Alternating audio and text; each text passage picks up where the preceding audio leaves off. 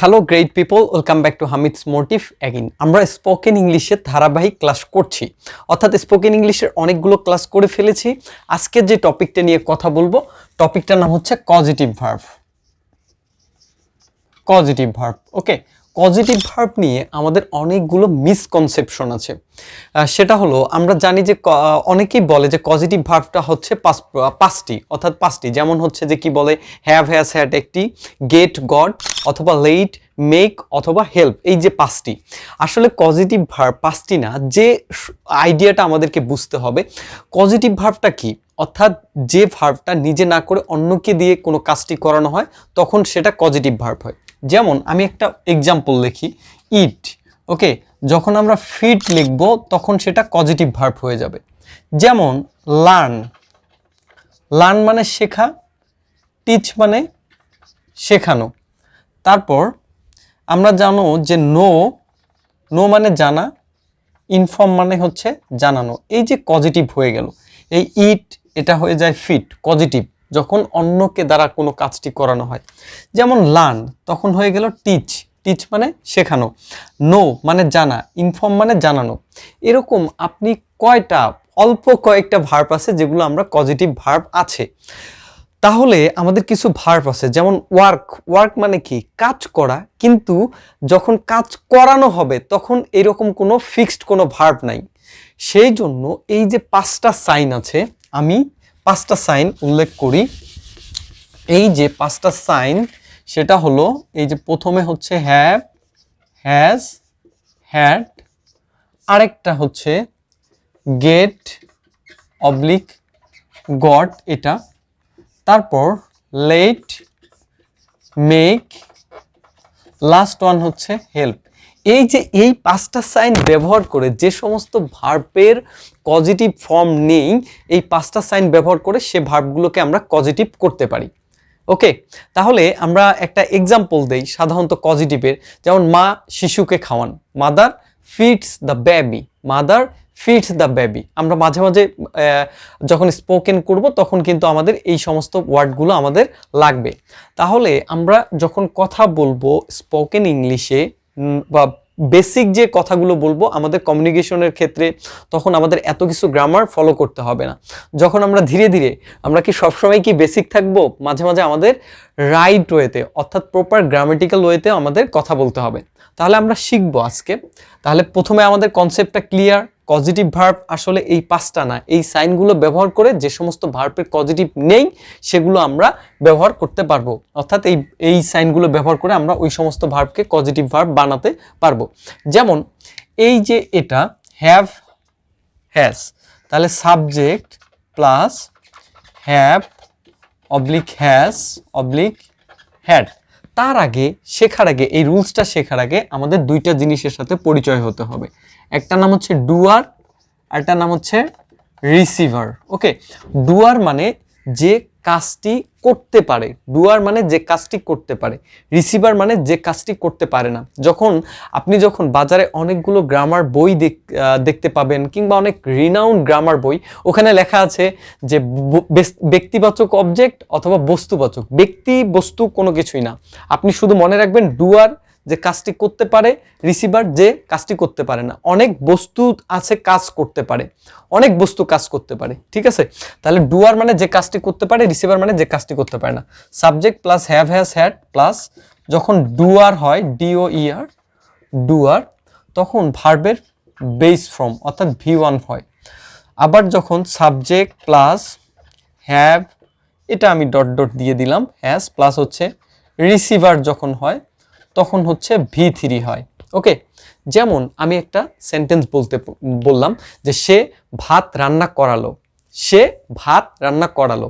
এটার ইংরেজি তাহলে আমরা এটা এইভাবে লিখতে পারি যে হি হ্যাড রাইস কুকড।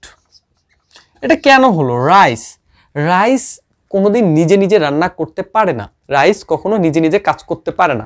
সেজন্য এটা হবে যে হি হ্যাড রাইস কুকড, সে ভাত রান্না করালো। তাহলে আরেকটা সেন্টেন্স আমরা যখন বলবো আমি কাজটি করালাম, আমি কাজটি করালাম, তাহলে এখানে আই প্রথমে আসে, I have, the I have the work done, I have the work done. তাহলে এই যে কাজটা যে করালাম, কাজটা অর্থাৎ কাজটা সম্পূর্ণ করালাম, কাজটা কার দ্বারা সম্পূর্ণ হয়েছে? আমার দ্বারা। সুতরাং এইটা হচ্ছে রিসিভার, এটাও হচ্ছে রিসিভার, রিসিভার, হ্যাঁ, এটাও হচ্ছে রিসিভার। তাহলে রিসিভার হলে V3, এখানেও V3, এখানেও V3 হয়ে গেছে। তাহলে আমরা একটা V1 দ্বারা হচ্ছে একটা এক্সাম্পল দেয়ার ট্রাই করি। এটা আমাদের থাকলো রুলসটা। যেমন আমরা এটা বলতে পারি যে আমি বালকটিকে দ্বারা গাড়িটি ধোয়াই, আমি বালকটিকে দ্বারা গাড়িটি ধোয়াই। এটা আমরা কিভাবে বলতে পারি? I have the boy wash my car. তাহলে এই যে হ্যাভ আছে, এইখান থেকে হ্যাভ, হ্যাজ, হ্যাড, এখান থেকে যে কোনো একটা নিয়েছি। তারপর এটা হচ্ছে ডুয়ার, এটা কি ডুয়ার, বয়টাই তো কাজটা হচ্ছে, অর্থাৎ গাড়িটা ধৌত করে কে? অর্থাৎ বয়টাই কাজটা, গাড়িটা ধৌত করে, সেজন্য ডুয়ার, ডুয়ারের পরে ভার্বের বেস ফর্ম। তাহলে এটা কি হলো? যে আমি বালকটিকে দ্বারা গাড়িটি ধোয়াই। I have the boy wash my car, I have the boy wash my car. Okay, তাহলে আমরা এবার শিখব গেট, এবার শিখবো আমরা গেট ও গট। এইটার ক্ষেত্রে subject plus get oblique got plus যখন ডুয়ার হবে তখন হবে 2 প্লাস V1, আবার সাবজেক্ট প্লাস এটা ডট ডট প্লাস যখন রিসিভার হবে প্লাস তখন হবে V3, তখন কি হবে? V3। যেমন আমি একটা কথা বললাম যে আমি চুল কাটাই, আমি চুল কাটাই, তাহলে এটা কি হবে? যে I get my hair, I get my hair cut. Okay, তাহলে এই যে মাই হেয়ার, মাই হেয়ার, আমার হেয়ার, বলেন তো আমার চুলটা কাজ করতে পারে? আমরা চুল কাটাই অন্য কারো কাছে, হ্যাঁ, তাহলে এইটা, এই হেয়ারটা কাজ করতে পারে না, এই জন্য এটা হচ্ছে রিসিভার, এটার নাম কি? রিসিভার।